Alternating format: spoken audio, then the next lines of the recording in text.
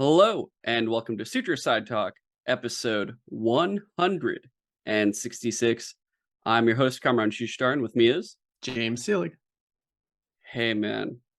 You know what time it is? So just over 9 o'clock. I don't know why I stuttered on that so much. You looked really nervous, and then I actually looked at the bottom corner of my computer to see if that was actually correct. That is true. Not what I was asking, but yeah, it's fucking football season, baby. Oh, that's what you we're mean. fucking back to it again. And what a day it's been. My throat's kind of shot, actually, because I was shouting at my screen a lot watching football. I ended That's up funny screening.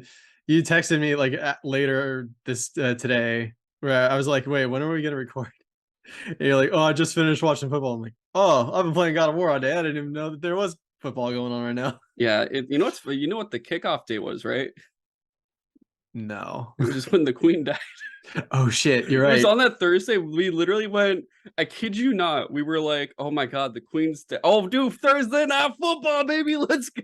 Just completely, I'm like, I know where my priorities lie at this point. Sorry, I'm just, just sorry, guys, but football. Yeah. I almost feel bad for everyone in the UK where like they apparently postponed a lot of their football, or what we know as soccer. They postponed their Nintendo Direct.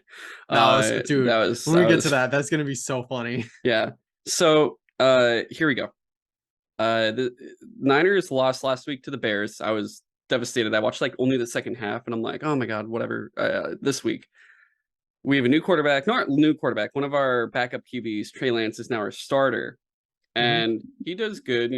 I've enjoyed him so far. I want to see this dude grow. We're playing the fucking... it was such a fucking match today, dude. We're playing the Seahawks, and he does this amazing play. We do a full-on field drive up the field, and we're like, oh my god, that was amazing. That was really fucking good. I'm like losing my mind. I'm like, that was great. First big play of the game. And we look back and we're like, wait, why is there a bunch of crowded people there? Trey Lance had fractured his ankle and is out for the season. Yeah, Dad told me that at dinner, and I was like, wait, for the whole season? That must have been a bad break. He just started, and we're just like, fuck, now what? And it's like, hey, remember our previous QB, Jimmy Garoppolo, the boy? Guess who's back in? And I'm like, oh my fucking god. And I'm like slightly worried because I'm like, the biggest issue with him, and he always panics a little bit when the line gets there. Yeah, he like just kind of makes bad plays where we're just kind of like, just fucking run it, do something, just don't panic, because that's usually what fucks us up. And this game, he actually did really fucking well, to the point where he literally just ran for a touchdown and did the full fucking like jump to the end zone. Somehow didn't make it, but it looked like he did. And he literally looks at the camera, turns and goes, I have the ball.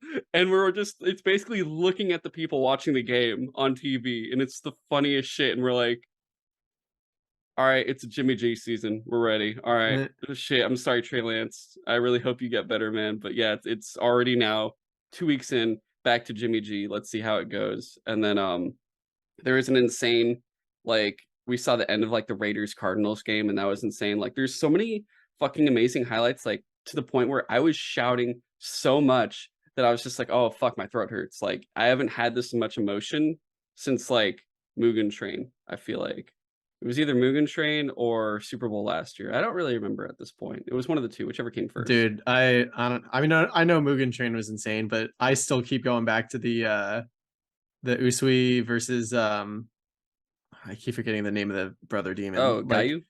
Yeah, Gyu. But anyway. No, wait, no, sorry. Is it Guitaro?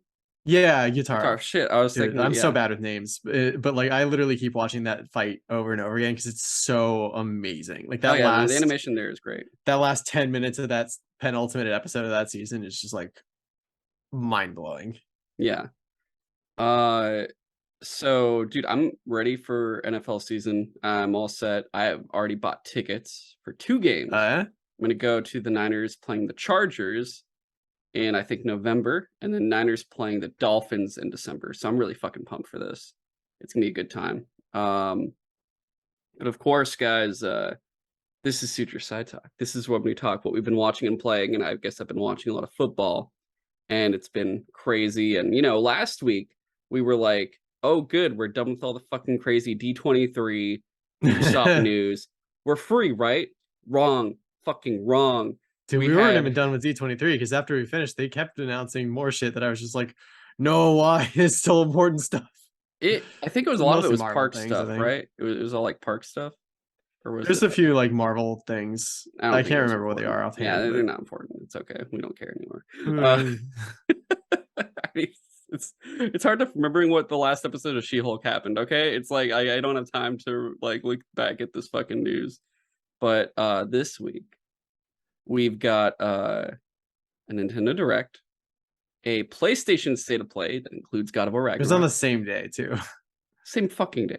And a Call of Duty showcase. So we got those three. Not to mention, you reminded me TGS is happening, but we're gonna save that for next week because it's not done yet. Because Japan is a completely different time zone than us. So the news is still, I think, going there.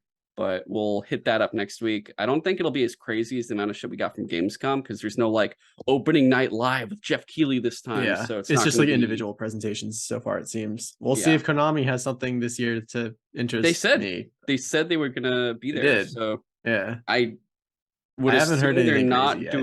They're not gonna be like, hey, here's Pachinko machines featuring our unfinished game Metal Gear Solid 5. Hey, they'll still be doing that. Yeah, I'm sure they'll still show that there, even though no one gives a fuck at TGS about Pachinko machines. Yeah. But yeah, so Nintendo, PlayStation, Call of Duty, we'll be going through those three. And I think easily for sure they're not going to take as much time. In fact, I think each of those will take less time than the Assassin's Creed talk we had alone. Or at least individually. Oh god, why did they announce so many Assassin's Creed games in one go? 5 fucking games, dude. It was insane. And yeah, we'll do that. I'm talking Bullet Train for sure this time, guys. It's happening. It's fucking happening. I'm talking Bullet Train. And then after that, we're going to see what else we can talk about watching and playing. Before we do start, I will say a couple things. One, I don't have time to really like throw it in anymore, so I'm just going to say it now. Remember, I was going to do like a Shark Week Fin 5. I'll just say the 5 things, guys. So just trust me when I say these 5 things you should go watch. 5, I was like, where's my hand? And just check those 5 out, only because they actually feel like you're learning something. And it's not just like, look at the shark jumping out of the fucking water. This is crazy. And it's not like the same repeat year after year after year. But the 5 that I want to say that you should watch are The Island of Walking Sharks, Sharks in Paradise, Jaws versus the Blob, which the name, I don't know why the fucking name is like that, but don't forget the name for that one, guys. Monster Mako, Under the Rig, and Dawn of the Monster Mako. And if you can also, if you're a fan of Jackass, watch Jackass Shark Week 2.0. It's just more Jackass. Like, if you just like Jackass, it's more Jackass. And it takes place after the last movie, I guess. It takes place after it. Because they even talk about like that. It's a chronological sequel. Chronological, yeah. But yeah, you guys could check that out. It makes sense because like one of the dude's dads that's in the 4th movie is in this, and you'll be like, oh, I know these people from this movie now. And it'll make a lot more sense if you had watched the 4th movie first. But yeah, that's my Fin 5. That's it. Done. Finish with that. But dude, I just want to say real fast. I miss talking about games on here because it's like we talk about the gaming news, but we're always so, I think, drowning in the amount of like streaming shows that keep coming that we never have time to either play games or talk about, like, even if we do play the games, we don't have time to talk about them that much. And like, we've only really ever been able to get like Destiny stuff out because that, that sometimes like it takes up so much of our time. Yeah. So I'm hoping that we're going to be changing that soon. I already have like a game I want to, like, honestly, like 2 games I want to talk about. One's Hunt Showdown again, I know. The other though is the Cycle Frontier. So through these coming weeks, I plan on at least knocking both of those out, plus some fighting games and whatnot. But yeah, plus also, actually, before I forget, dude, I really this year want to get it done. So after I beat Injustice 2 and Mortal Kombat's like stories, Mortal Kombat 11 specifically, I was thinking, I'm like, it's September, it's gonna be October. I want to actually play some fucking horror games finally. Like, after I always mean to, and I never do. Exactly. And I just was looking through my list of like PlayStation Plus I think that's games. why I played Resident Evil 2 last year, and it got on my Game of the Year list like years after it came out because I was like, "Yo, I played it for Halloween. It's actually it's really good. Play That's it." why I play. I mean, Extra Life. I played Resident Evil HD of the original, and then I was like, this fucking sucks. It didn't age well at Yo, do I all. finally unbox the PlayStation VR I have and play 7 in VR for I mean, you Halloween? can. I'm not gonna lie. Well, actually, we'll talk VR stuff soon because it's gonna be in the state of play, and I do want to bring up some VR Yeah. stuff because there was some news about compatibility with 1 and 2. Yeah, So we'll talk I was about not that. surprised by it. We'll Yeah, get to it. yeah. But the games I think I will be playing, I was looking through and I already have these, is or at least I'm gonna try to get to some of these guys, but the queue of them are like Outlast 1 and 2, Until Dawn, of course, finally, the Amnesia Collection, Soma. Ooh, Until Dawn is a good one for Halloween because it's literally basically just like a Halloween, like a horror slasher Yeah, so 2 flick. Outlast games, the Amnesia Collection, Until Dawn, Soma, and remember that game Vampire? It looked like a Mm-hmm. cool game where you're like a medic or something, but you get turned into a vampire and shit. That game, and also Resident Evil 7 Biohazard, since I have it from the PlayStation Plus collection. Yeah. So I do want to try that because remember I said like I was just going to skip all the Resident Evil games and just do pretty much like 7, 8, and 2 and 3 at this point. Yeah, Just do because the you newest tried 4. the first one and you were just like, nah.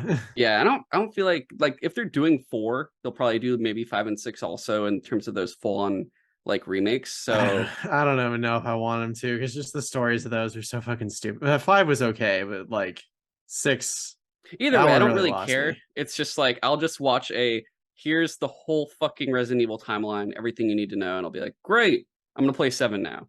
I think that's my plan. So I'll see how Yeah, you that could probably goes. do that. Honestly, like there's like connections to the previous games in 7 and 8, but like you don't really need to know them that much. Like it Yeah. feels like a reboot for the series for the most part. So yeah, those are the games. I don't plan on playing all of those games Yeah, that's a September and lot to play in October. like 1 month. It will September, October, after I deal with those Okay. 2 fighting games and also catch up in Destiny. But at least I want to get through a few of them to talk about them throughout October, just like I plan on watching some just watching some more like horror shows. Like I want to watch Haunting of Bly Manor since I did Haunting of Hill House last year. I want to do Midnight Mass, Nosferatu, the Dracula Netflix show. The second season of what was it? What was the first season takes place in Alaska, or not Alaska, but it's like the Arctic, and the second season takes place in an internment camp. Oh, The Terror. I want to see the second season of Dude, The that Tear show and talk about so that. good. So there's a lot I want to do, but also it doesn't help right now. Do you know what I'm watching right now? No. One Piece. Oh god, dude, you can take you for a while. I Like know. you So can stop that and keep going whenever. well, everyone's bothering me to do it. Oh wait, but you want to watch it for the movie? I forgot. Everyone's like in theaters early Ugh. November, and I'm like, I'll see what I can do. Oh And when they god, you're told me, gonna they're try like, to watch like 1,000 episodes of well, One I was Piece by like, November. gosh, I'm at like they're like 1,030 episodes are out, and I'm like, I'm on episode 30. Like I haven't touched it since episode Oh 30. And I'm god. like, that's literally 1,000 episodes then. And in 1 week, I've already gotten to 103. I Eh, blasted through like basically a tenth of it already. yeah, that's honestly that's a decent pace. Yeah, we'll see. I haven't been able to do like every day, and I can't like there's like a day where I binged like 10 of them, and then there's a day where I got none done. So we'll see. I'll say like I think at the end of each saga, I'm gonna switch off and then watch one like horror show and movie to kind of balance it out Mm, so I don't like fall behind or anything. But that's my plan. eh. But yeah, all right. Sorry guys, heavy intro there, but I just wanted to get all that stuff out of the way and just talk about that. Now on to the news. So James, if you want to lead us in, we are going to talk first about the Nintendo Direct, and I'll probably be more quiet in this one just because a lot of Nintendo news usually doesn't interest me, but there are select things that I'm curious about, if anything. Yeah. So this one, it had a lot of things that like I'm gonna skip over, like the things coming to Switch that are already out. So I guess cool for Switch owners that don't own anything else, but we don't need to talk about it. But the first thing they showed off was actually a brand new Fire Emblem game. And I was honestly very confused by it because I thought that the last one just came out like a year or two ago.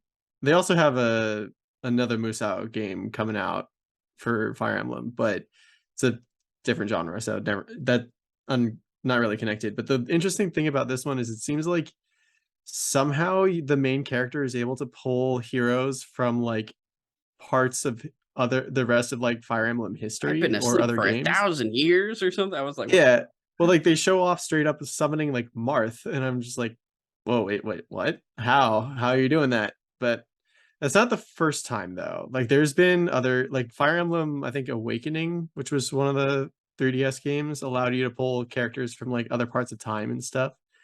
But like I want to say I'm excited for it because I really do like the Fire Emblem series, but I have missed like the last two now. Or part of the problem is like they started making like multiple versions that you have to buy to get like the entire series or story, and I'm kind of just like like, Pokemon. yeah, and it's just like each one is already so long that like I don't want to necessarily spend like $80 to buy three versions of a game That's and have annoying. to play like three almost identical games just like with slightly different story beats and stuff like that. Isn't it a fun Uh twist? You have to buy 3 games. Don't you love yeah. it? They did that with like um Fire Emblem.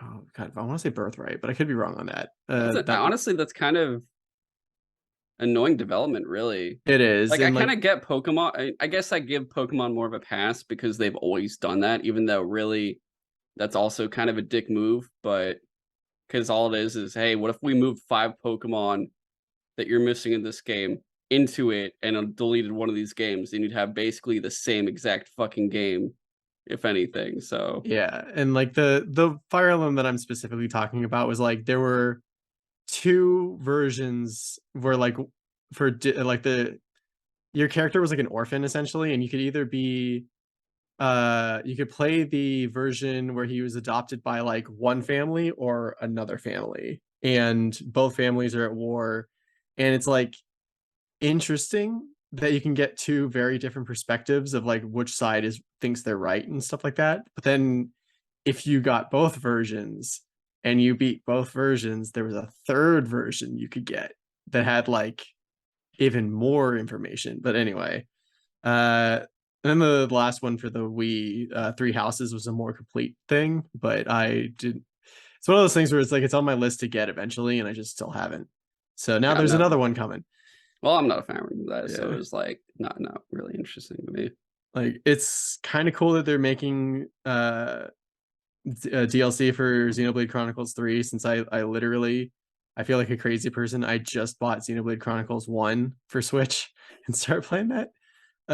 So it's gonna take me a while, but I will eventually get to Xenoblade Chronicles 3 because I do really like the first one, and I hear just like nothing but good things about the entire series.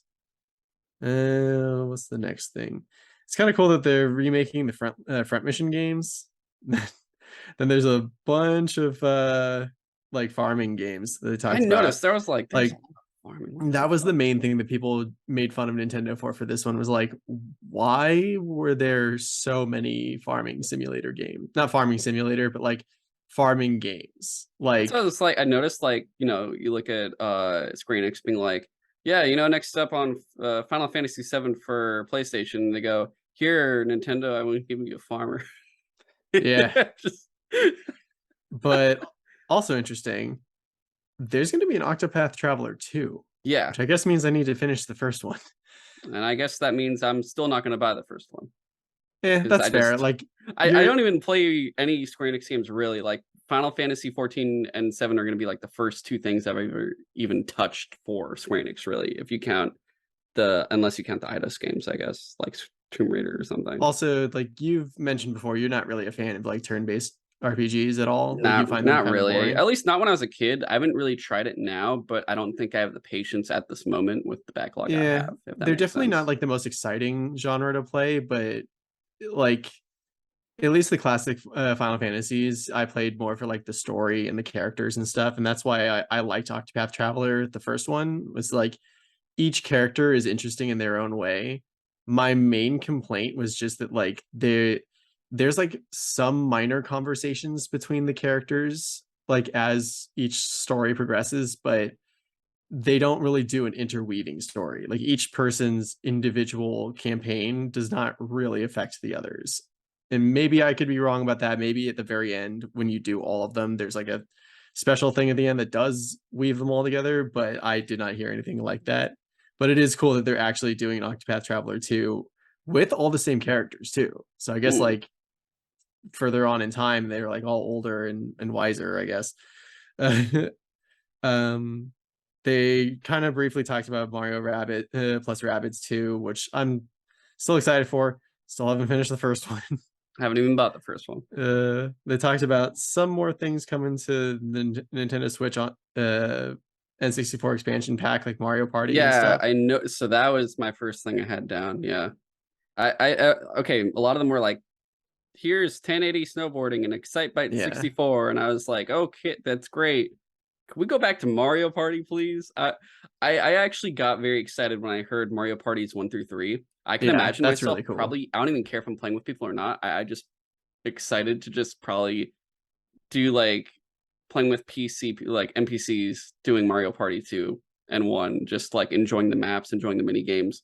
I think I'll have a great time touching those again for sure. It's also cool that you could just like I I'm pretty sure you can play all of these games online, like by default. So that's super cool that you can play. I guess if you have someone else who wants to play an old Mario Party game, you can play it online. I'm more excited to play an old one than a new one, if that sounds weird or not. I'm not sure. I mean, it could be just be nostalgia or just the themes of those lands. I'm not It's really definitely sure. nostalgia for me. Like the newer Mario parties are fine, but like there's just I played so much of the especially the first one that I just like I would love to play it again just to see if I could still fuck up my palm with the joysticks. That's what I remember, like going to your house to play the first one, and then I Uh, bought the second one, and I'm just like, dude, having yeah, Horrorland, Adventureland, fucking Mysteryland or whatever, those were so. That was the yeah. The first funnest few shit. Mario parties were like, in my opinion, absolutely better than anything that came out after. The third Like one I've never touched, but it'll be interesting trying that one out too, I guess. the next one, I'm just gonna mention because the name is like it literally sounds like such a placeholder name that I don't understand what Square Enix was thinking. But there was another game that was kind of like Bravely Default, it looked like, with like the character job system and stuff like that. But it's literally just called Various Day Life.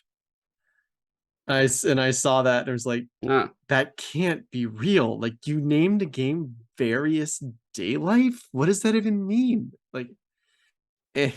Also, the GoldenEye was announced to and Oh coming yeah, with that was online also super support. That was fucking dope. dude, Even though we're gonna play it and be like, this sucks. the funniest thing about that Aged though, horribly. so people were mentioning that the somehow the Xbox like remake that's coming to Game Pass or whatever, and you apparently also get it for free if you have the Rare Replay collection, Yeah. which is interesting. That version is not going to have online play, but the Switch version is because the Switch's like emulation thing has online co-op like just baked If you in. put Xbox GoldenEye together with Halo Infinite, you will now have full online play plus split screen co-op, just like we've always intended. I Uh, find it so funny just how insane this entire thing is. But yeah, let's continue. Yeah, like I haven't picked up Mario Strikers yet, but it's cool that they're gonna be they mentioned a couple new DLC characters, or at least Diddy Kong. So I'll pick that up eventually. I was like really excited for it a while ago, but just I heard at launch that it's fine, but unless you have like people to play with like physically, it's not gonna be there's not much there. Mhm. So I was just like, I'll wait for them to bring out some more characters and stuff then. Also DLC from Mario Kart 8. I'll get that DLC pack when all that shit's out, so I can just I play mean, it a doesn't it come bajillion new with courts doesn't it carts. come with the expansion pass or no? Or is I that don't. just the first It one? does, but I don't have that yet. I told you just come on the I family plan, know.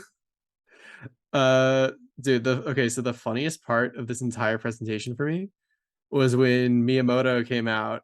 Super Mario Bros. Movie. Yeah, and he's just like, hey, the Super Mario Bros. Movie is coming along, and I was like, oh shit, are we gonna get to see a trailer? No, it's coming And then, spring 2023. That's all he said. and then he stopped talking about the Mario trailer or the Mario movie, and then he talked about a Pikmin mobile game that Well, I no, he was like, talked about the Super Mario Super Nintendo World.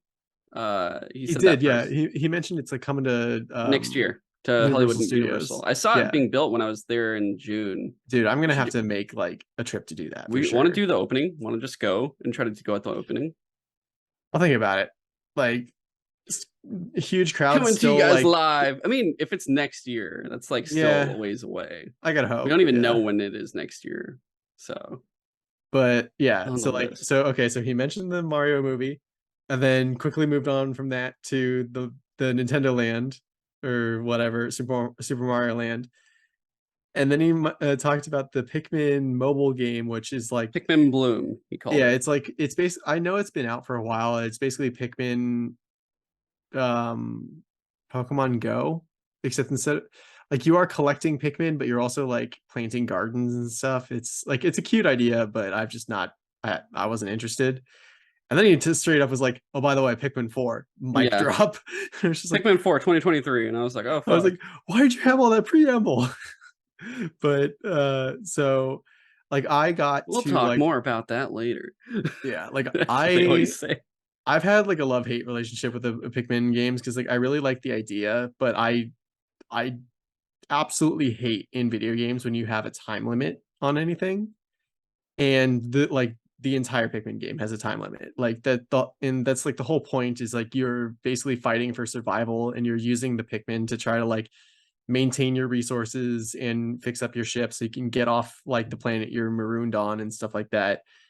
But I always just, at least when I was a kid and I was playing the first one that I rented from games from Blockbuster on Blockbuster. my GameCube, like I got super stressed by it and I was just like, I cannot do it. I hate it. And I took it back. And I didn't play the second one, but I did play the third one on the Wii U. And I actually really liked it. They give you way more time than you need, way more resources than you need. It's So definitely I'm a much sure more this one will chill be much experience. more friendly And to that kind of thing. yeah, so like I'm very excited to see what they do with Pikmin 4, and I might actually pick up the Pikmin 3 remake for or remaster for Switch or whatever, because it's kind of frustrating. I got to like the last boss in Pikmin 3, and it just like that one was actually kind of hard, and I was like, I'll figure it out later, and then I never did.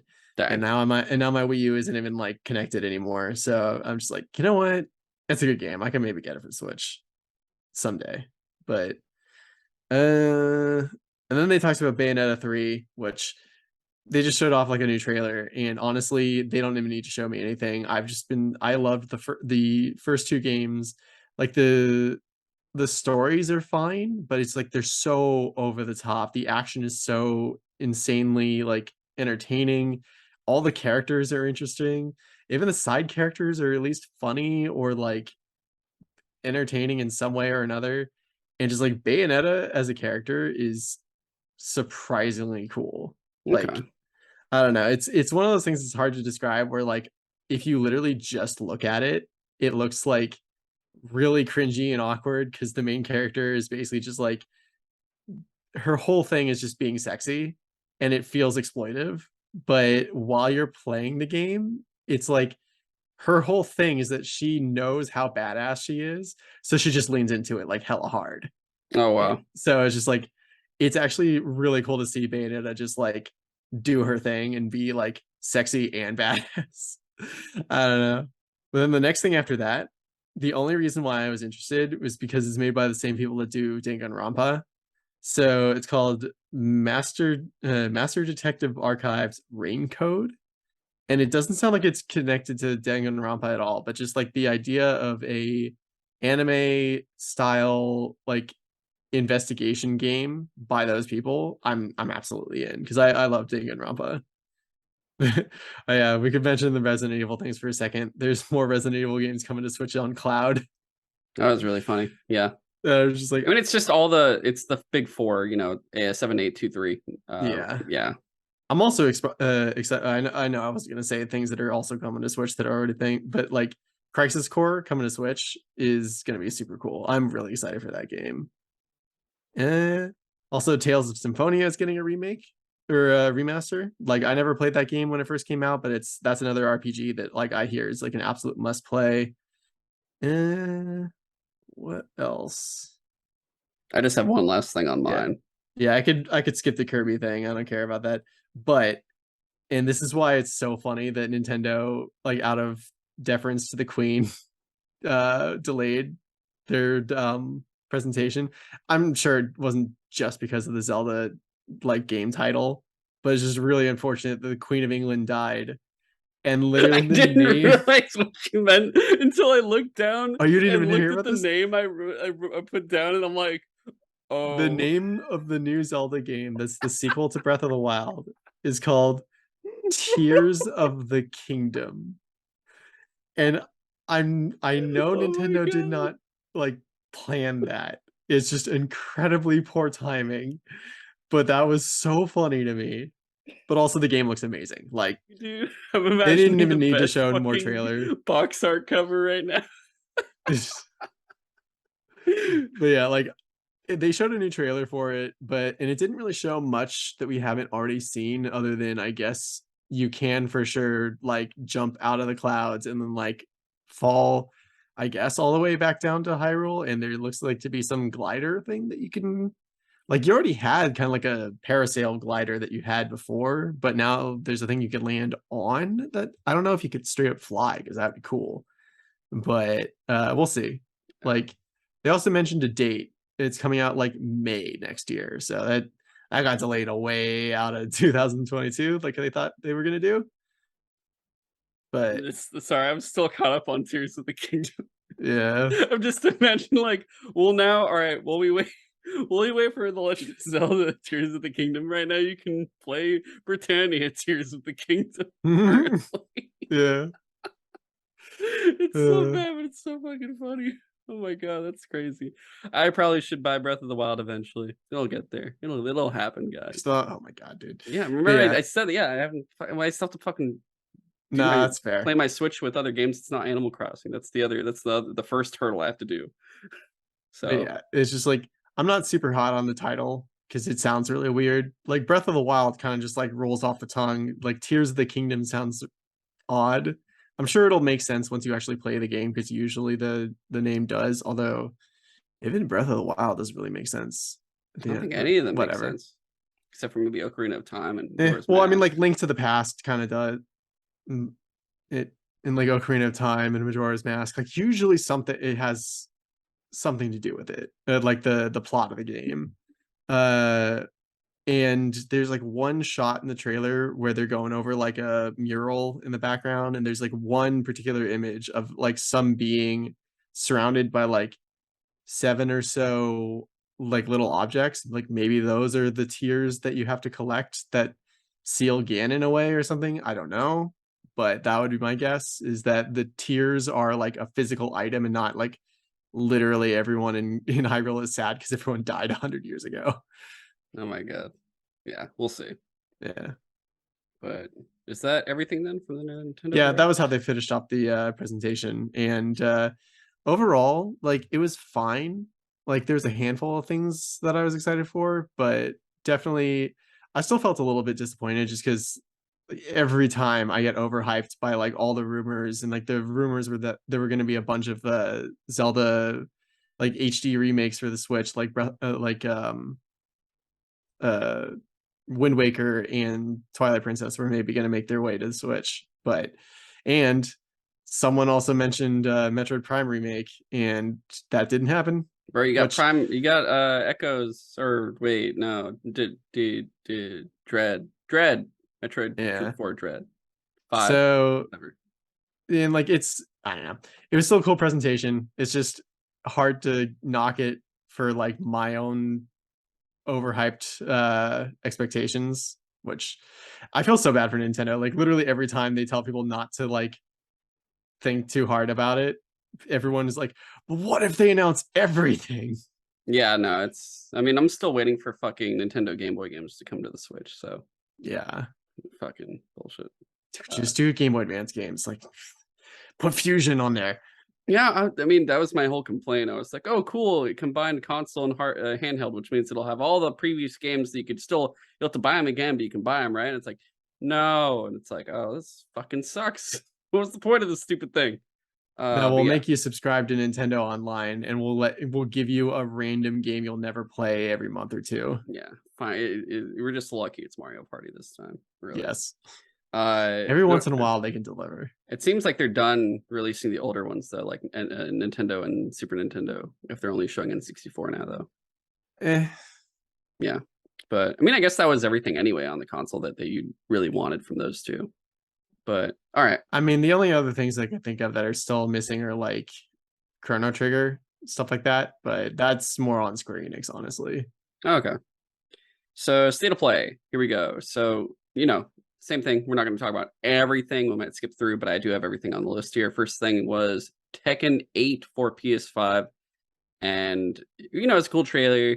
I'm not really a fighting game person. I always say, like, really, NetherRealm is my small little piece of fighting that I get into with Mortal Kombat and Injustice. So Tekken, I'm not sure I'd get this, but it looked cool. And Yeah, it was only PS5, which means I assume then it would only be PC and Xbox Series consoles then probably. potentially. Yeah. So full next gen fighting game.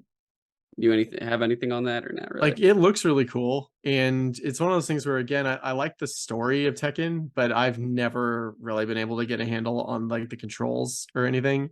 Like more than any other fighting game, Tekken seems to revolve around juggling your opponent, and I was never able to get the timing of that down. And whenever you play online or against anyone who actually knows what they're doing, it is so frustrating for me. So I just, of all the fighting game series, Tekken is the one that I am least into. But that's just my personal preference. Understandable. And then we had a couple VR games, which was Star Wars Tales from Galaxy's Edge Enhanced Edition coming 2023 to PSVR 2. I forgot that actually, I guess, came out already. And then Demia, which is like a tabletop RPG that's also that was interesting, I guess. Yeah. But one thing about this too was recently, like right after, I want to say, they pretty much confirmed that the PSVR 1 games would not be compatible with PSVR 2. So yeah, if you have PSVR 2, you're not going to be able to like buy those and play those, which I'm not heartbroken over it just because like I get the difference probably is just because of the whole setup and everything else that you have to do for it all. I was not surprised because it's literally both are using a completely different way of tracking motion. Yeah. Like PlayStation VR 1 used a physical camera in front of you and like a bunch of points of light that your controllers and the headset put out. And from what I heard, it was like not always super accurate, especially if you were in a brightly lit room. And it just, I don't know how you would possibly tell a game without making like literally a completely different version of it, how you would tell it to use the entirely different motion tracking features of like the PSVR 2, which is like using like LiDAR sensors, or at least like the cameras on the headset tracking outward. So I don't know how you would ever even do that without, like I said, literally just making like a PlayStation 5 PSVR 2 version of that game. And for me, like, I know someone with access to a PSVR 1, so it's okay. I can just, borrow it from that person and play all the games I need to play that I want to play on the PSVR 1 and just knock them out, which really, a lot of them were really small things. Like, what is that? The Arkham VR. Like, I'd like to play Iron Man VR at some point. Yeah, like a few, it's really not many things. So I feel like it'd be a short list to I get through. Apparently got to play Moss 1 and 2. Yeah, I'd honestly just look up like what the top games are, play those games, buy them if I have to for like $10 or whatever. I don't know how much they are, and then just get them done, get back to you, and then be like, all right, PSVR 2, I'll play it when it comes out, maybe, or not when it comes out, but when I have time and room and money to play it and try it out, especially for that Horizon game. Really, that's the main seller. I've been hearing super good shit about that. Yeah, that's the main thing I'm looking forward to, is that Horizon game. If they got more first party integration like that, then we have some good things to look forward to with PSVR 2, much more so than the first VR iteration.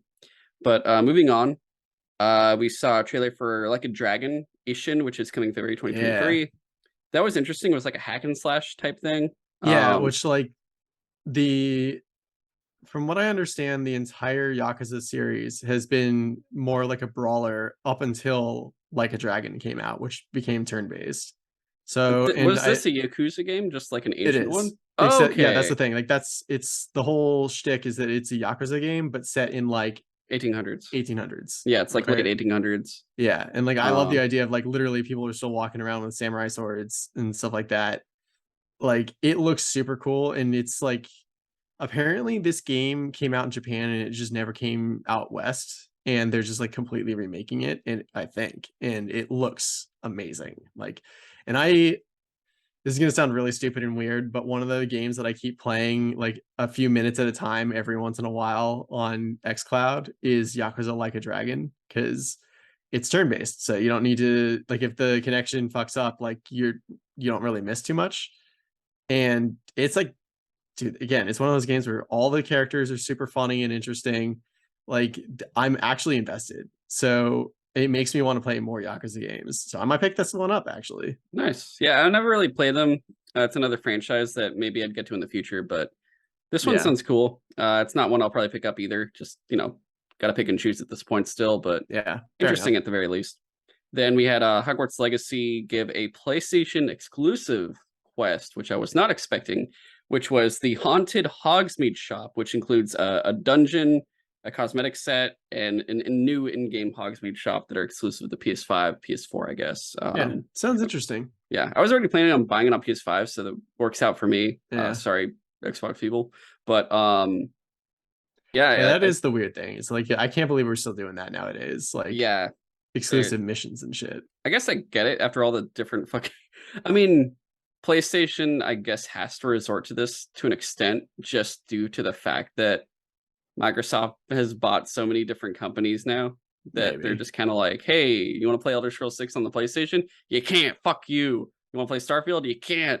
And it's like, well, all right. Well, you want to play Hogwarts? You want to go? You can go to the shop if you buy it here. Honestly, I think it'd be really interesting if Microsoft still put out all of those things on PlayStation and just but also put them on Game Pass, and to see like would they make more money if they did that? Like I because mean, depending on what it is, I'd say a majority of the time, if I had to choose and I still had Game Pass, I would probably still go with Game Pass on yeah. Xbox. Mm-hmm. But I prefer it being on PC because I really don't want to play on my 1S and I don't feel like buying a series console still. Yeah, that's Um, fair. but if it's something that I'm really into that isn't going to be like a Bethesda game, considering a lot of the times those games anyway, they always did shit development on PlayStation in the past. Like they'd either get the DLCs like a year later, or they would just like have poor ports that they would do compared to like Xbox PC versions. Um, so it really is like kind of pick and choose depending on what it would be. Mm. But yeah, I don't really care with this stuff. Exclusives are still ridiculous that they are still happening, but at the same time, I guess looking at recent sales, I do get it. And it's like the whole thing with Call of Duty. Like, I think Microsoft offered it to be 3 years to still be on PlayStation, which I'm not sure if Yeah. that's old or if they're saying it'll still be multi-platform in the future. They'll just always make it multi-platform. It's one of those two things where I'm like, wait, I don't know which one is actually the current status for that Yeah, kind of thing. that's one of the series that I don't know if Microsoft should make that exclusive to That would be Xbox or not. bad, I think. I mean, Because that would like honestly, they would lose money. that's what I'm saying is like Call of Duty is not like Elder Scrolls or Fallout, where like not everyone likes to play a long like RPG like that. That But might have expansions that you'll pay a little bit yeah, extra for. Call of Duty is a money-making machine Call that of Duty like continuously keeps going. it sells millions of copies every year on like all the consoles or on all the platforms it's on, Yeah. like as far as I'm aware. So Microsoft, they could do that, and they might sell more Xboxes if they do that, but I don't know if they would sell anywhere close to the amount of Xboxes that they would need to make up for the amount of money that they would lose on like all the PlayStation players that would not be able to buy those games. Yeah. And like Sony could probably live without that money, but I don't know if Microsoft wants to live without that money. Yeah, I mean, I think it would also still be damaging to Sony at the same time. That would be a big Eh, damage to it. Depending, I mean, there's a lot of people that play Call of Duty still, and that's like their main year-round no, for game sure. practically. But next up was Pacific Drive, which is coming 2023. It looked like a weird like Yeah, driving game. It was from Ironwood Studios, which is like a they said it was new. like a roguelike type of thing, which sounds interesting, unless I misheard that. I don't Like, think I heard that, but eh, maybe I may have missed that part because it's like you're seeing driving, avoiding all this shit, and yeah, it's supposed to be like post-apocalyptic Pacific Northwest, and Ironwood is a new like Seattle-based studio that this is their first title. yeah, I couldn't quite tell what the gameplay was going to be other than yeah, like the main things seemed to be a lot of driving in your car, but so I couldn't quite tell what the rest of the game was going to be, but the tone sounded interesting. Like I want to know a little bit more, I guess. Yeah, and then the PlayStation Stars. God, this presentation confused me. I mean, they didn't really talk much about it. They just kind of said like, "Oh, look at the PlayStation blog entry more about it, where it shows like Yeah. 3D models of stuff you can unlock." Which, I mean, Yeah, they honestly, talked about digital collectibles, and literally every time they do that, everyone's like, "Oh God, NFTs." but they didn't say it was like NFTs either. Still, if Yeah, anything, it does. I think it's only because NFTs exist and we can compare a lot of things to them now is why this would catch flack. But if NFTs didn't exist, this would probably catch a lot less flack. Um, probably. I and think honestly, I think looking at a PlayStation history standpoint, this reminds me more so specifically of PlayStation Home than it does of it an does, NFT, which but I home don't think doesn't is a bad exist thing. now. It So is true. That's it'd what be I did say. They should bring it back for PSVR too. I think that would be yeah. very smart. And if they did that, like if they explained that all of these digital collectibles you're gonna get to see in your like home apartment, like that would be cool. Yeah. But I heard later that there you might be able to see these in the PlayStation app on your phone, which just makes me go like, mm, okay, You don't want but to why? be like with your friends and go, check out what I got. Check It's out a my digital three collectibles. check out Aren't my they digital cool? collectible, bro. And you're showing a girl Yeah. you're on a date with, and she's like, I'm gonna go to the bathroom, and she never comes back. And you're like, I don't know what happened. I must have shown her the wrong 3D collectible, At least I have obviously. my Ape Escape collectible, whatever they showed off. She may have escaped, but my ape did not. Yeah. Like so I don't know. Oh my It just god. I don't know who really is interested in this. Like, I forgot it was a thing until they said it during the state of play, and I was yeah. like, "Oh right, that was a thing." And they're And also like, it's rolling out soon. We'll tell yeah, you more. I'm just like, really didn't tell me anything though. yeah, I think they're just trying to remind you that it's coming, and just Yeah. to keep it in your head, even though I'm gonna At probably least you can forget sign until up they. for free. Yeah, I mean that's the thing. It's like it doesn't seem like it's gonna be bad. It's just like here, earn extra stuff if you want to, and it's like Yeah. okay, it's not really evil, and it's not. It's fine. I don't think it's gonna be bad. I don't think it's gonna be like detrimental. It's not gonna like detract from anything we're already doing. It's No, just but it's just hey, it's one of here's an those extra thing while you're playing the game to unlock it's whatever. just one of those things where it's like, how many people are gonna be that interested in it? And if no one's interested in it, they're just like wasting their time and effort. That would be the only negative is if they're wasting resources that could be going towards something more Yeah. productive, towards I don't know, anything for us or them or Bring us whatever. factions too faster. I don't think these are the same people that would be No, it associated would with not be. the game. Uh, Oh god. Rise of the Ronin. Or no, sorry. Sin Duality, which was that this one looks interesting. It's another mech game. Like that's basically like if you show me a game with mechs in it, like I'll probably want to play it. yeah. This one I did look interested in this one because I do like mechs. So and watching more and more Gundam, I am now kind of salivating for like a mech game that would be that kind of combat. I want like I don't want the Overwatch Gundam game, but I want just like a crazy Gundam game where you're Yeah, basically like going in space and it's I just don't like, know oh if my this is god, and the like music's playing. I don't know if this is the best to recommend because they're old at this point, but the Lost Planet games, or at least Lost Planet 1, was actually surprisingly a good mech game. Mm. I do remember those ones, specifically two more so, but yeah, Yeah, they they were get like weird really different games. crazy. Yeah. Project Eve, Stellar Blade, or it was Stellar Blade, which is a PS5 console Yeah. exclusive, but it was originally I think titled Project Eve. Dude, This was the the one with the whole time I thought they were gonna reveal the name and it was gonna be like a new Parasite Eve game, and I was very wrong. yeah, no, it was that woman fighting and stuff, and the combat looked kind of cool. It looks interesting, like especially even the story of like humanity's downfall or whatever. Dude, like yeah, that shot where like the gun just keeps getting longer and longer. I was like, You're like, okay, oh, okay, pretty okay, I get gameplay it. It's a aspect gun. there. Yeah. Rise of the Ronin, PS5 console exclusive. This is from Team Ninja. This is their next game coming Yeah. 2024. That one was also, that's like late 1800s. You could see like the arrival of the Western imperial powers there, and you're like, ah, yes, the West is evil, and it's like, I mean, kind of it was really like, so it does make sense. I think it'll be interesting though. Uh, I'm never really a big person with the Team Ninja games, so I don't know if this one will be interesting to me. But at the same time, I do like that they're going into this specific timeline in Japan, so I might be down for it just because I do like that era of time and I want to explore it. And now knowing Assassin's Creed is going to be like feudal, so this is perfect time of like, oh, here it's like pre-World War II, pre-World War One. It's not even like, it's just like post-Civil War, American Civil War time, really. Oh shit, my notepad that I had everything written down, I accidentally hit the speaker, so it's I was been recording this whole time. yeah.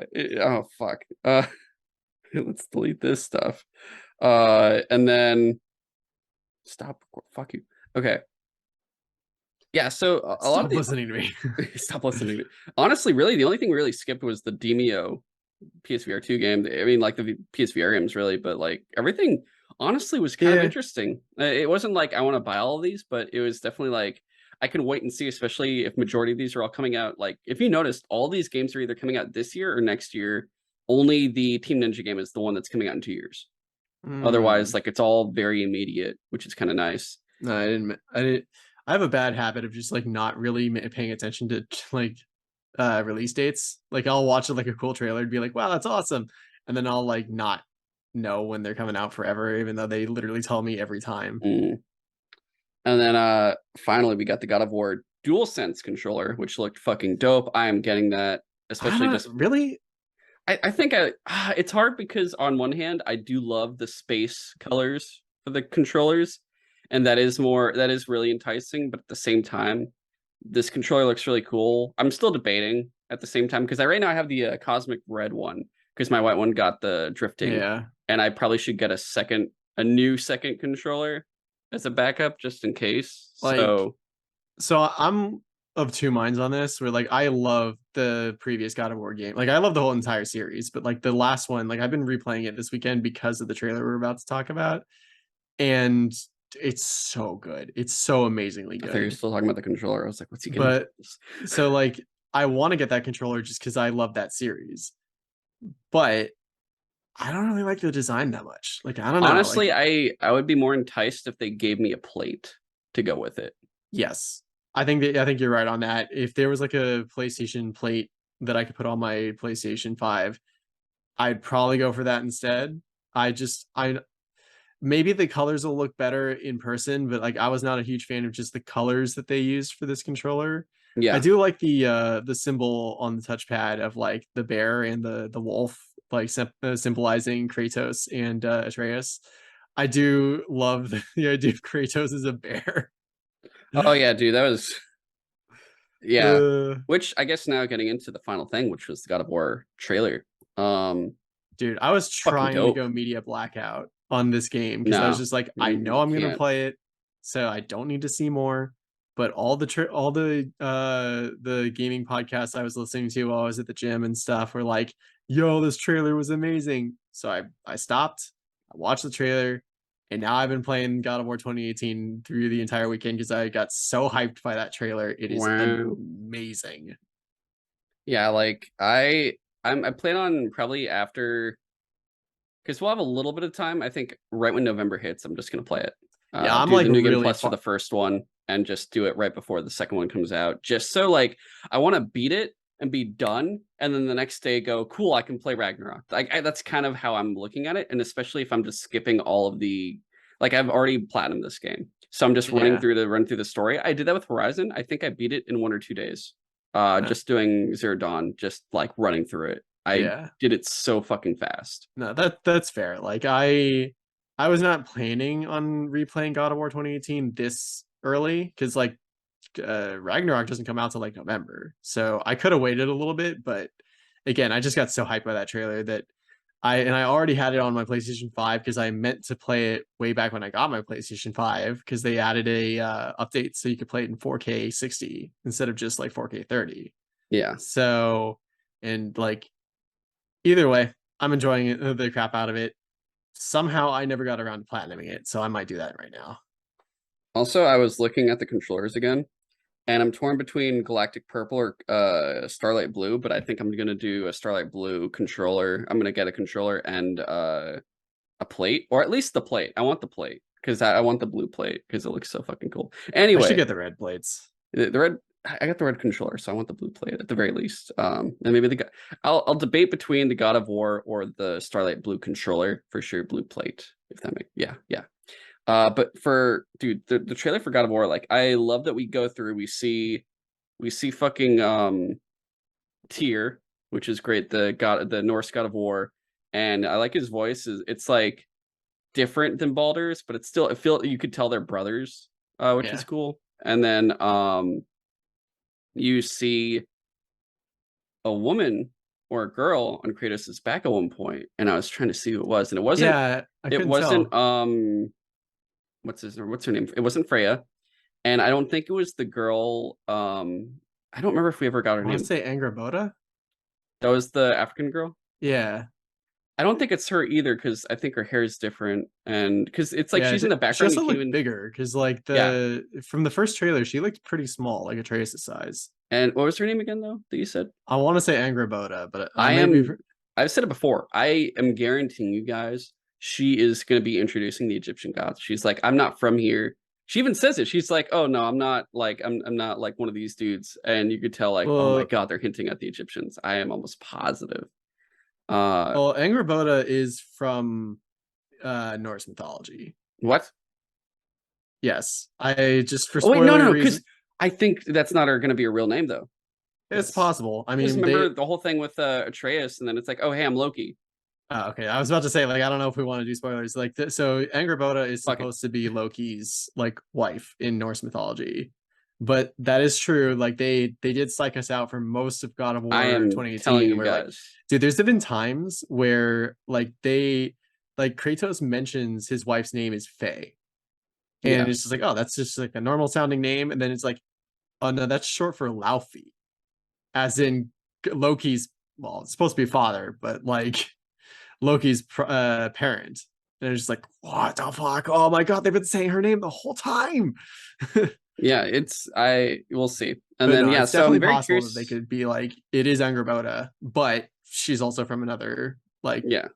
realm or whatever. And I think because characters still feel so scarce in terms of like the amount of different characters there are besides just your run of the mill enemy, that each one that is a character is usually some form of god or someone in the mythology. So I'm very curious Honestly, who the one on his back is, like who that woman is. I'm that's very, very fair. curious. Like I forgot like how interesting a character like Brock and Sindri are throughout the entire game. Uh, but like, and also like Mimir. I mean, granted, he's like a head you keep on your belt, but Yeah. like that shit's super funny. Like the my favorite part of this trailer though, like literally, it made me think Is it the because I quote? is yeah the quote from Tears saying Oh, what that quote.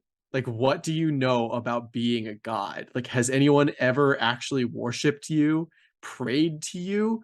Do you know what that love is like?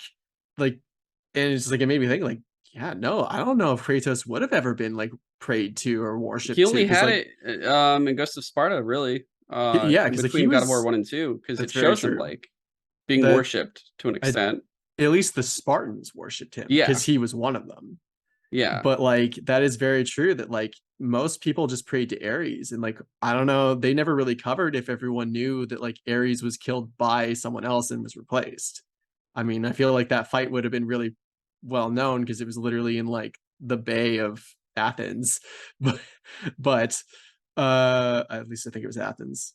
um but like I don't know, just that was an interesting quote. It's like, yeah, Kratos, he may have the power of a god, but he's never really acted like a god with like responsibilities and stuff. I mean, his is So really just war, so it's not really the mhm, best like kill people. Yeah. I mean, there's not really true. much you can do. It's not like it was Demeter where it's like, But yeah, let's do the fucking like plants and shit. but what's interesting is that like replaying God of War 2018, there are moments where they talk about Tyr and how he's not just the god of war, he's also like the god of peace and justice. So like it's all wrapped up together of like there's like the flip side of war is peace. Yeah. So it's just interesting that like they insinuate that at least in Norse mythology, the god of war has like more responsibilities than just like watching over And you war. could tell at least like Kratos has been trying to go for peace before too. So Mm-hmm. it's his own evolution. He might learn from Tyr as well.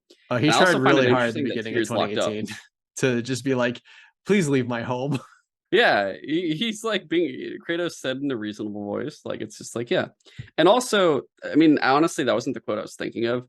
Oh, The quote really? I was thinking of was the fucking, I'm like, who the fuck came up with this writing? It's fucking great. Death can have me when it earns Yeah. me. I'm like, Dude, that that was so is cool. so good. Oh my God. I love that. So fucking Oh, good.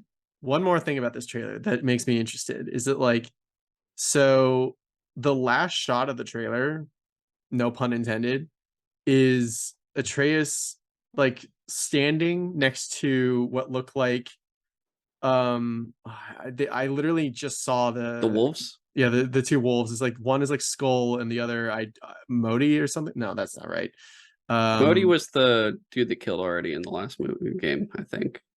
well yeah, there's like, oh god, Are they where supposed to be like are they like the children of Fenris or something? did we fight a wolf in that one? No, it shows Fenris in the trailer. Yeah, that's what I thought. Yeah, so like, so it shows Atreus next to the two wolves that seemingly the ones that chase it after the moon and the sun. Yes. And then I don't know if the line that Kratos says is important, where he says like fate only binds you if you let it. And then Atreus like fires off an arrow into the sky, and one of the wolves flies off and chases the sun through the sky, and it splits the sky open into night. And then the other wolf is like howling. And That and was the such other a wolf is still fucking there. Not good only is that a cool scene. Oh my shot, God. that makes me wonder, is there going to be a day night cycle to this I game? think so. There Because could there be. wasn't anything like that in the first one, where it's like it was just all one like continuous journey of like, it was I guess supposed to be over like a day or so. Because like it never changes to nighttime or anything. But that would be such an interesting way to do a day night cycle where you can actually control it, is like literally Loki slash Atreus just like commanding his wolf children or Also, whatever. would Fenris be our enemy if Also, the world serpent was the enemy of the gods, but our ally?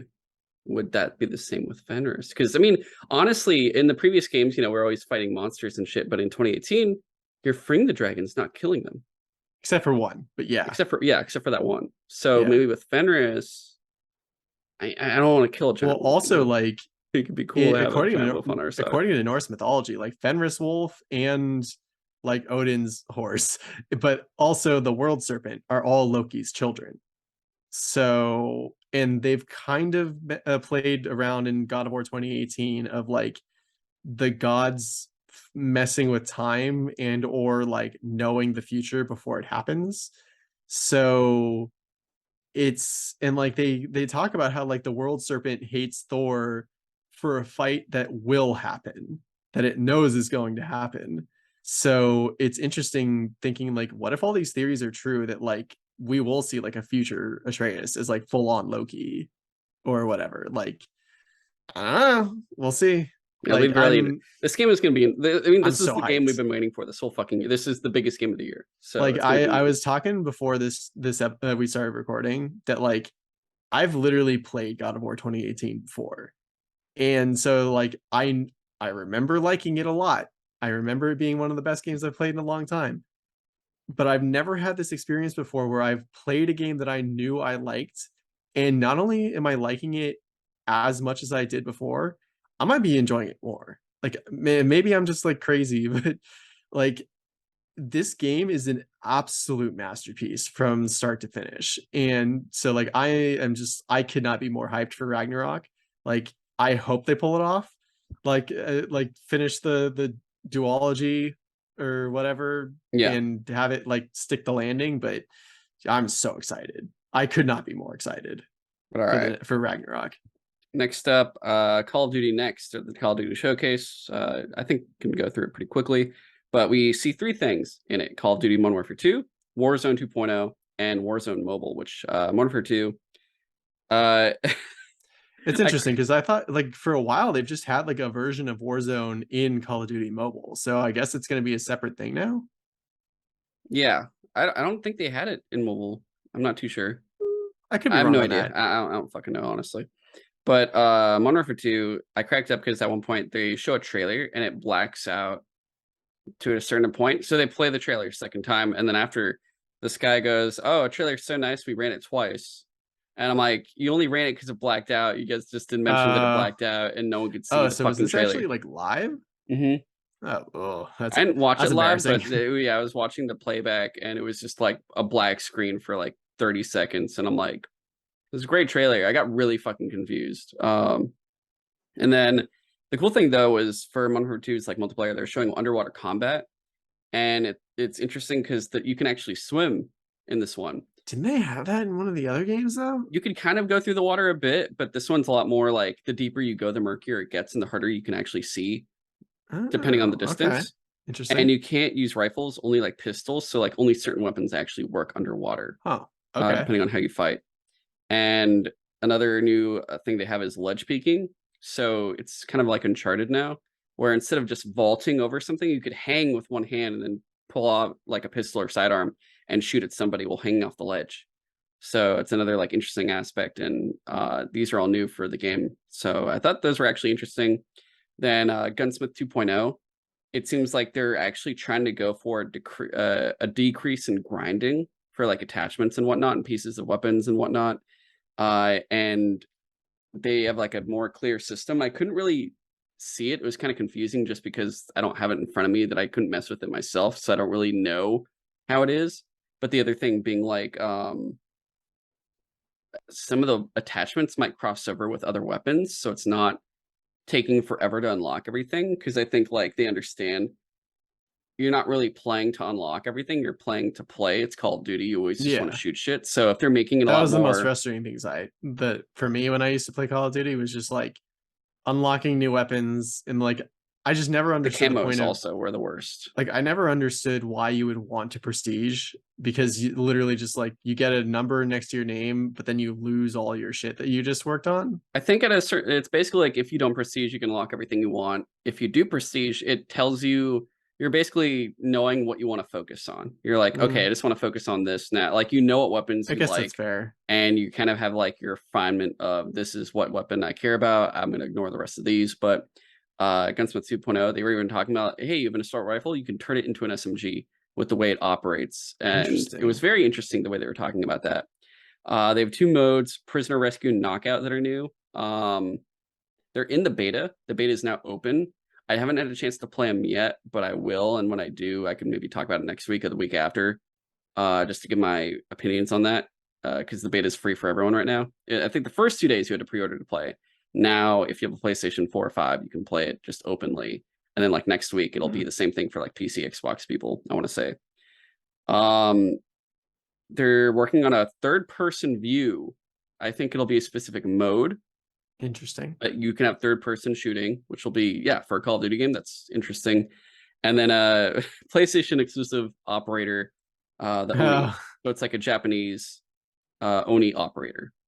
Interesting. Yeah. But that was Modern Warfare 2's kind of like new stuff. Otherwise, you know, it's Call of Duty. Did they talk about the campaign at all, or was it just multiplayer? They didn't. But I think like the whole thing is you're working with the Mexican Special Forces, and you're still Task Force 141, and you're like you got the classic squad and everything else. I'm curious to play it, but it sounded like they were like, oh yeah, we're gonna fight Iranians, and I was like, I want to get the money now. I don't know if I want to. We'll see. I'm debating on whether or not I want to pre-order this game or not. I'm still like, I'm unsure. And then For Warzone 2.0, they were talking about the changes for this one being, well, their new map for it is going to be called Al Mazrah. I don't think anything from Warzone 1.0 will carry over, which kind of sucks because I did want to try to see if I can buy that Godzilla operator skin. Is it like an update, or is it literally like a wholly different whole file? new war? That one I don't know. I didn't mention it. Actually, if you want See, to, like calling it 2.0 is what's confusing to me, because that's usually like the terminology for like an update and not necessarily a full sequel, but it can. yeah, it's hard to say. Actually, if you want, could you look that up and Yeah, just I'll see look it up this? real quick. Yeah, that way I can keep going with it. The other thing here, so this was actually interesting the way they pulled this off because battle royale games always have that circle. It decreases, it gets smaller. You have to get into the circle before you die. The new thing they're doing for this now is when the circle decreases, instead of just becoming a smaller circle, one of the things that it might do at a certain point, I'm not sure like what, I think like a midpoint for it will be, is it actually turns into 3 circles. So you can get into one of those 3 circles. So there's kind of like mini battles happening in these 3 different circles. And then after that, then it'll be a smaller circle that they can all get into. But I thought that was really interesting the way they were going to like have separate circles. And I don't know, it seems like, they're just kind of limiting depending on where you are. You could be in an empty circle for all you know, and everyone else is in the other 2. Who knows? But I do think that's kind of a nice way of spicing things up, considering no one's really tried to change the way it all works. It's always been the same so far. Yeah. They're doing a new gulag system, which for those that don't know, gulag was when you would die in Warzone and you would go into the gulag, which was like kind of like the afterlife for it. You would fight one-on-one with another player, and if you won, you'd go back into the world and you'd be back in the map again. It was kind of like an extra life for you, which was nice. Other royales don't do that, and I thought actually that was what gave this game an advantage. And what they're doing with gulag now is they're doing a duo fight. So it's still like solo players, but now you're teaming up with another random player that you're in the match with. And even though you're an enemy in the regular map, here you're allies for a second. You have proximity chat with each other active, and you can fight a rival duo team. And once you take them out, you guys are back being solos and potentially enemies again. But I thought that was really interesting the way they make that happen. So it's basically now you're forced to work together with someone else that could have just been the guy. Maybe you both killed each other, and now you have to fight with this guy to take out these 2 guys and then come back to life again and potentially kill each other a second time. I thought that was actually really cool. That is actually kind of interesting. So at least according to GameSpot, Warzone 2.0 is a completely separate thing that will apparently still stand next to Warzone 1.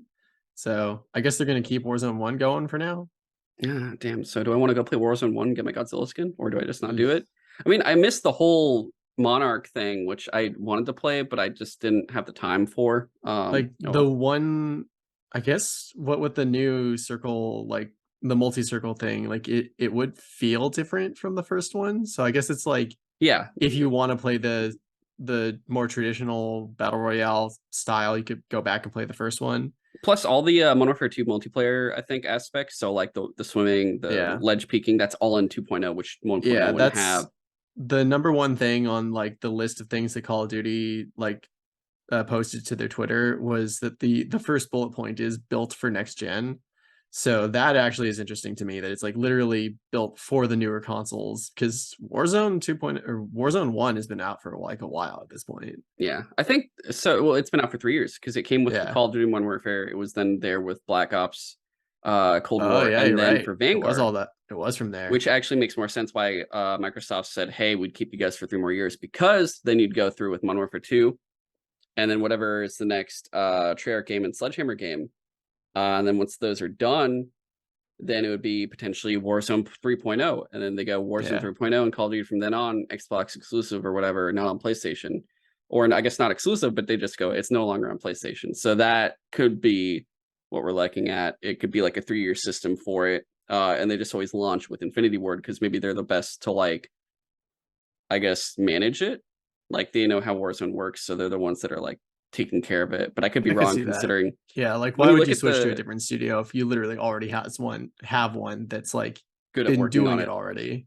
But at the same time, too, if you look at the Call of Duty Modern Warfare 2 credits, it is literally every single Activision studio working on it that's not on Blizzard.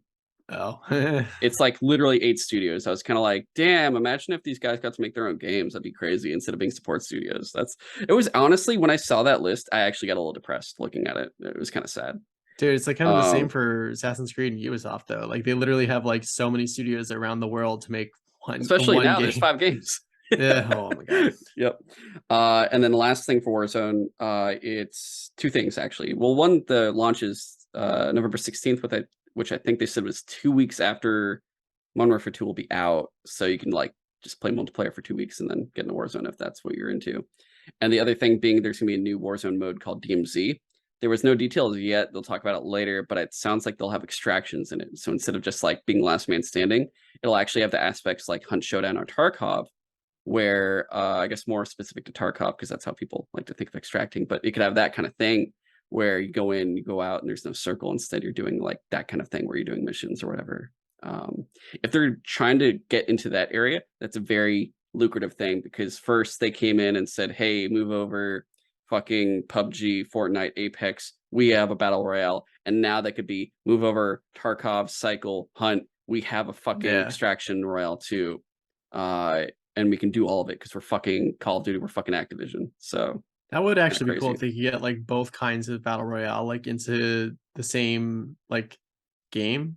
Yeah. Like they're just different modes, because that is like, I haven't played too much of Hunt, but like that is the coolest thing about it, is that like it has a lot of the battle royale mechanics of just like you versus a bunch of other people and you're like kind of trying to hunt each other, but like the way they go about making like giving you specific objectives that everyone is going for, and like you can extract without anything, but then you just get nothing. And like you could choose to either go for the objectives or wait for someone else to take them out first and then take hunt them those out. people. Yep. Like, and it still has a lot of that like player versus player thing, but like but there's no circle to it or anything. There's nothing forcing you together. It's just like, how much into it do you want to get, and how much are you willing to like put on the line to get stuff out of it? Yeah. And then Warzone Mobile. So the map for that is going to be Verdansk, which is the map from the original Warzone version. It's going to be up to 120 players in a match for mobile. And they said no bots. They said, I know other royals maybe do this. We will make sure there are no bots. We're saying it now, no bots. And I'm like, okay. And then they said, your time is, they did like a whole like Call of Duty tech thing, saying it's all powered by the same tech as PC and console Warzone. All the different Warzone platforms are all from the same Call of Duty tech. And then they said, one thing that actually I did appreciate, because they're like, your time is precious. We understand this, which is why I think Gunsmith 2.0 is supposed to be less grinding. And it sounds like they're like, we want to make sure when you come in and play that you're having a fucking good time and you're getting your time's worth, not your money's worth, but your time's worth to play. They didn't say not your money's worth. I'm just saying that. But if they're really saying, we want to make sure you have a great experience with the time you have to play, I really do actually appreciate that. And that sounds really fucking good. If it's like less grinding, just more play, I can just play to play and not have to worry about crazy unlocks all the time, or at least like seasonal shit, like season pass stuff. I'm more down to like do stuff for it, because that at least like you know what you're paying for, versus I don't want to fucking unlock all the camos by doing this dumb shit or like grind myself to death for attachments and whatnot. And then they said crossplay. So like, you know, Warzone's cross between PC console altogether. Crossplay for mobile will be between iOS and Android. They all can play together. Oh, that's neat. Yeah. And then they said early access, go sign up, and then they're like on Android. And I'm like, fuck, Google Play, get out of here. So yeah, that was cool. And that was everything for the Call of Duty showcase for the most part. Good time. And that is all the news, guys. And we have time for a little bit. I'm doing it now. I don't give a fuck. We're talking about it. I watched Bullet Train, everybody. I watched Bullet Train. Oh my god, it's finally happening. Finally fucking happening. 4 episodes in, I can finally say it. It's been like literally literally a fucking month since I've seen this movie. Guys, I gotta say, like, I went, James was like, I don't want to see it. I'm like, okay, fine. Yeah, like I'd seen the trailers and it looks like kind of funny, but like not, it didn't seem like something I needed to see. So I was like, I could skip this one. I went to a theater. I was just like, I'll just go alone. It's fine. Go to the Alamo. Season pass. I want my money's worth anyway from the season pass. I go and I watch it, and I think I'm gonna be honest. It's probably because it's probably Disney's fault. Because Disney and Marvel, they have this stuff going down your throat 24/7. You're getting all their stuff 24/7, and it's some of it's different, but it's all also feels the same at the same time, just year round. Even I'll admit, like there's some variety to like what Marvel puts out and stuff like that, but it all still has a very samey feel. You all feel like, yeah, it's what you said before. It's the Marvel TV. It's the year-round Marvel show. Yeah, it's the Marvel show. It's the Marvel show. And I'm like, yeah, Marvel shows kind of made me tired. And I'm like, I want to go sleep because Marvel show puts me to sleep at this point.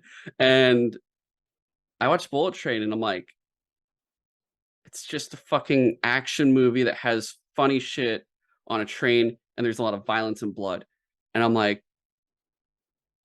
this feels like such a nice breath of fresh air. It feels so just easy to take in. It's a fun, cool movie. It's like, honestly, I think the reason I liked it so much is it feels like older movies we don't really get anymore. Of, hey, want to make a fucking just make a movie about people killing each other on a train? Like, someone said it's very much similar to Smoking Aces, which is like an older.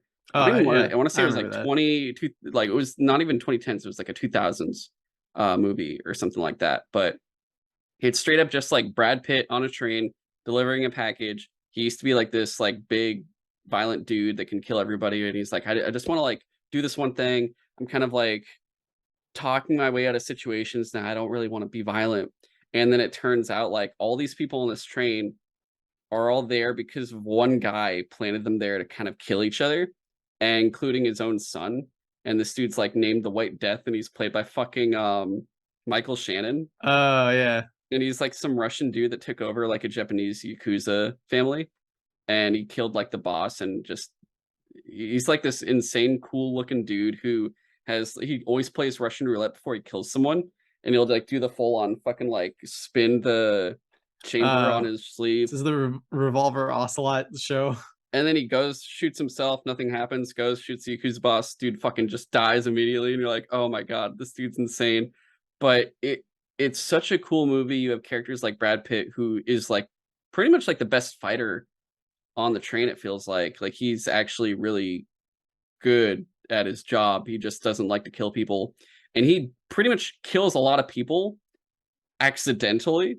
Like he'll just like throw something and it ricochets, and a knife will just like implant itself in a dude's chest, and you're like, oh fuck. Or someone will accidentally get poisoned or something. Like there's a woman that is known to poison everybody, and he accidentally took the antidote for the poison before, and she like gets him with it, like a snake bites him, and it's the snake where the poison's from, and he's like, oh, nothing happened. And it's like, yeah, you already did the antidote.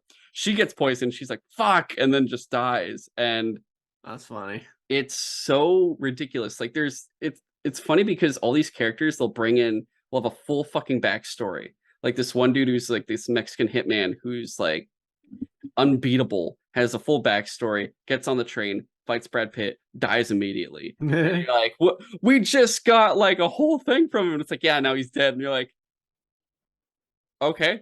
Two other characters that are really fun in this is actually they're called Lemon and Tangerine. They're brothers who are pretty much adopted because one is Aaron Taylor Johnson. You'll know him, of course, as Kick-Ass, as Quicksilver. Oh yeah, it's coming, and of course, like in Godzilla and stuff. Yeah, but he's in it. He plays Tangerine, and his brother is Brian Tyree Henry, who plays Lemon. And for those that don't know, he what was he in? He was in something that was recent, I want to say, but oh, he was Fastos in Eternals. That's where I knew him from. Oh, right. He's also Bernie Hayes in Godzilla vs. Kong, the dude with the podcast. He's also Paperboy in Atlanta. Yeah. Which is funny because I think he's coming back for Godzilla vs. Kong too. Neat. Podcast guy, which is hilarious. He's like the fucking he's like the conspiracy theorist. Yeah, he's the conspiracy theorist. So him and I loved that. He was like constantly talking about like Hollow Earth shit, and then it ends up being real. It's like, oh fuck, it's all yeah. But like him and Aaron Taylor Johnson, like Lemon and Tangerine, they're adopted brothers, I guess, but they're like dual hitmen that do stuff. At one point, they actually almost killed Brad Pitt in like a flashback. but they are very interesting because you could feel the different influencers from other movies that come into this. Like I said, Smoking Aces, a little bit of Snowpiercer because it's on a fucking train, but also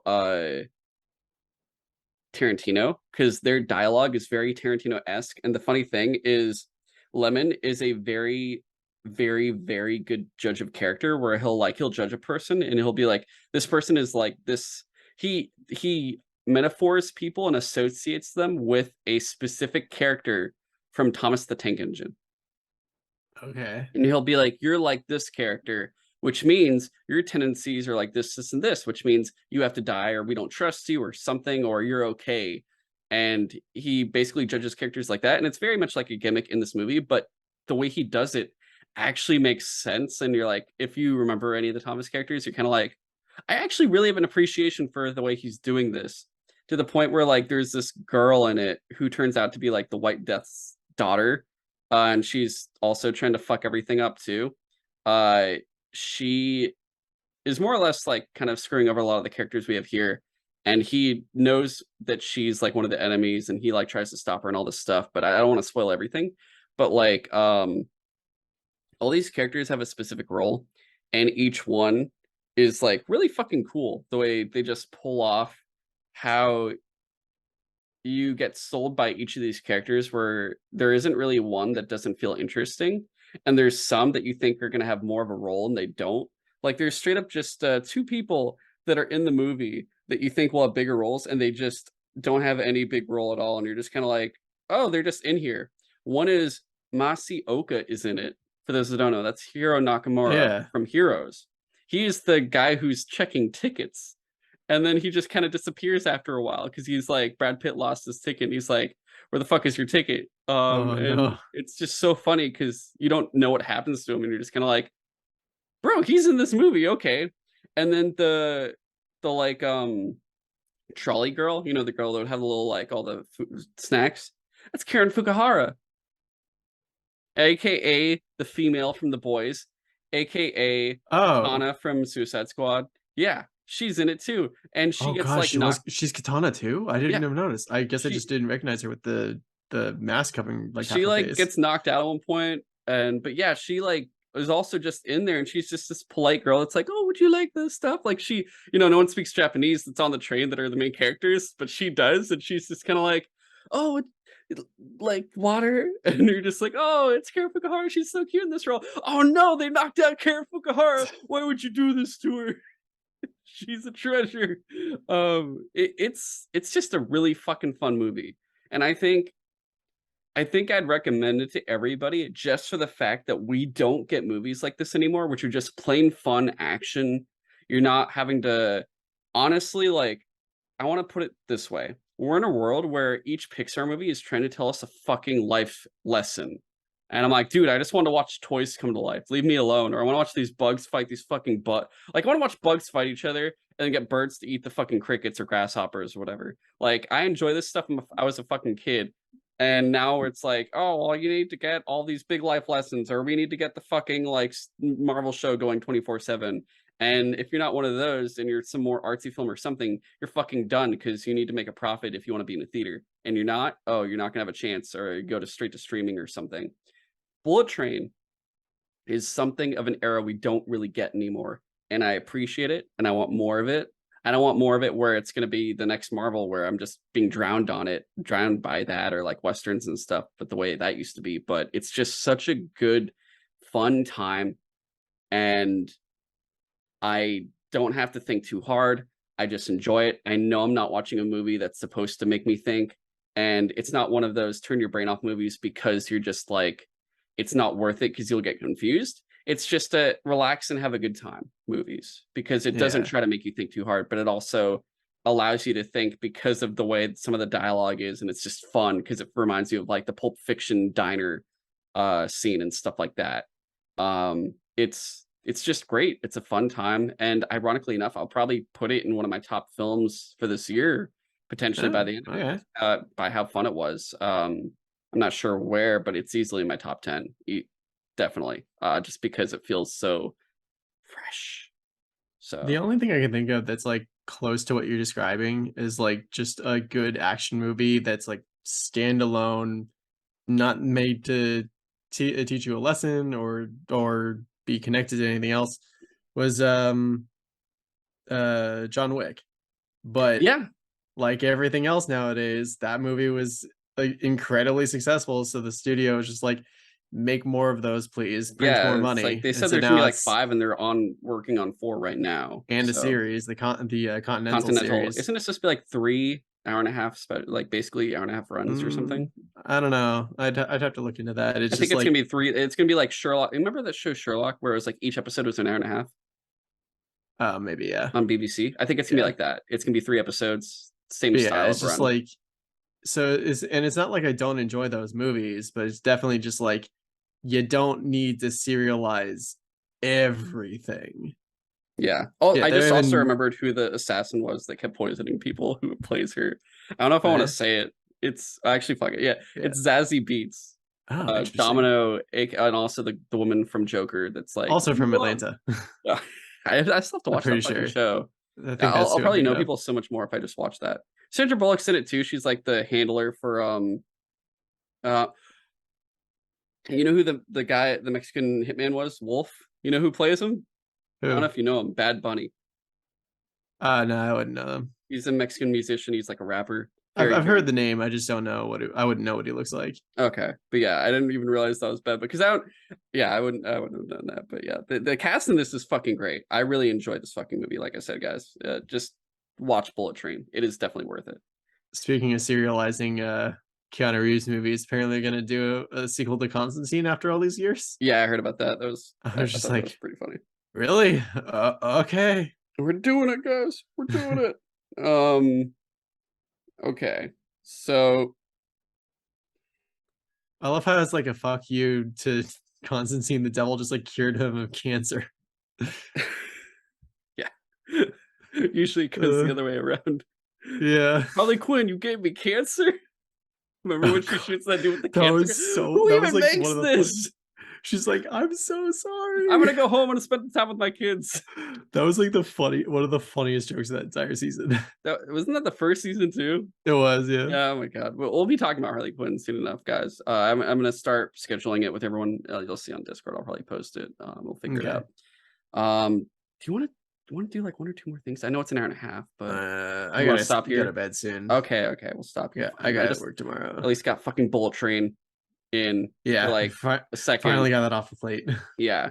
And like I said, I don't want to like tell the whole thing. And sorry if I did spoil it for some people, but honestly, it's not even that bad. But just in terms of spoilers, I mean, it kind of is, but it's worth it. Just go check it out anyway. It's fucking great the way they do this. It doesn't matter that it has select actors, actresses, or rappers, whatever, in playing certain roles. You're just kind of like, oh my god, it's that person.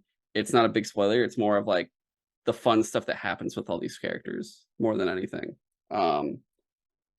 Yeah, at least I've got that off my chest. Okay, so next week, this is actually going to be interesting how we're going to pull all this off. But at least next week, guys, we're going to do a Gundam episode finally, I think, because I got Chris down for it. I just have to ask Miles. I think he'll be good for either Saturday or Sunday.